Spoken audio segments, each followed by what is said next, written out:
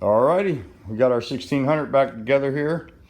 Getting ready to fire this baby up tomorrow. Just need to get somebody to come by and give me a little hand to get it out of the stand. And got a few more things to bolt on there. Fuel filter, some fuel line. I need to get some grommets for the spark plug wires for the fan housing. Down here, there we go, sorry about that. A few little odds and ends, some freeze plugs for the fan housing to block that off. And yeah, so that's it. We got a little 1600 here. We rebuilt this bad boy.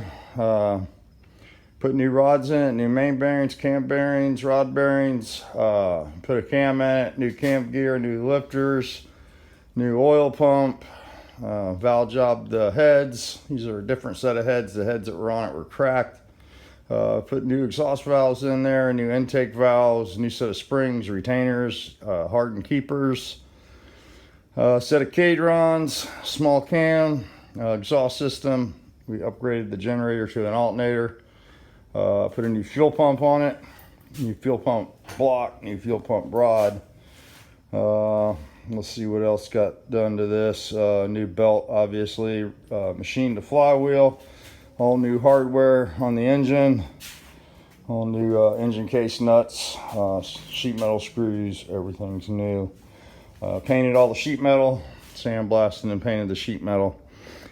And yeah, I think it's about done. Did have an early model fan in it, put a late model fan in it so it fit the fan housing properly. Had a narrow fan, so we upgraded that to a Super Beetle fan. We did have a little issue with the cadron linkage that came with this. Where's that piece at? This here. One of the lock pieces here was broken in half. It's just a thin piece of sheet metal, and this holds it on the ball. So I'm gonna have to figure out what to do with that. I've got it laying around here somewhere. Of course, you know, when you turn the camera on, things hide from you. But it's here. This is the side that's missing. I would upgrade this linkage. The linkage in this cadron kit is less than desirable. It's gonna take you straight to the crazy house trying to keep it in an adjustment. More than likely, I would probably upgrade that linkage to some Berg linkage. That way you can set it and forget it and not have to mess with the linkage all the time. The linkage on these kits used to be a lot nicer. Of course, when they reproduce stuff, they change it a little bit. It's never the same. And that's where we're at with that. So definitely needs to be upgraded. We will make it run though. I'll get it broke in with this linkage, and I'll try to find one of these pieces.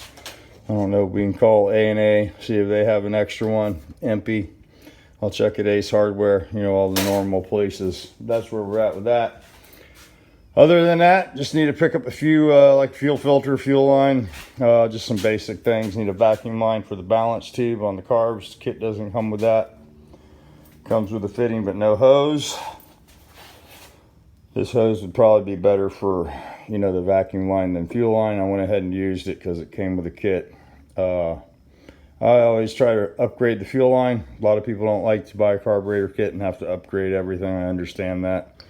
So it's something that you can do later. But yeah, so everything like that is good. I'll get it out of the stand. We'll get the sheet metal on the back of it. We got a new oil cooler back here. Yeah, I think that's about it. Everything went pretty smooth on this one.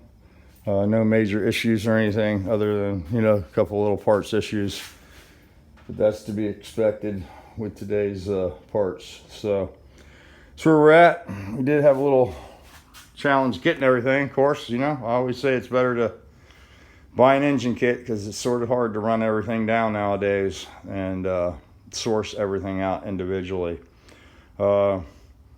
This was right on the verge of needing an engine kit. The case is, we were able to use it. I wouldn't want to machine it though. It's got a couple issues where, it'd be wasted money in my eyes. If you did any machine work to that case, I would just buy a new one. This one will last for years like this in this form. But we replaced everything pretty much other than the crankshaft and the case. And, when you do that, it's always easier just to get an engine kit and start start with everything in one box. But just still chase stuff. We're done now, so the pain's over with. Just a few little ins and odds from the parts store and the hardware store tomorrow. A couple bolts here, a couple bolts there. But we'll get it fired up. We'll make a fire up video on this. Should go pretty smooth. Went really good. We also got the flywheel remachined and resurfaced. So we got a good clutch surface back there. And everything will be nice and fresh for you when you put it back in the car. Should have really good results. So I'll make you a run video tomorrow when we break in the cam. Get it all tuned up. We'll get the brake end oil out of it. We'll change the oil back, readjust the valves, and should be ready to go in the next day or two. So that's where we're at on the 1600. So hope everybody's doing good out there.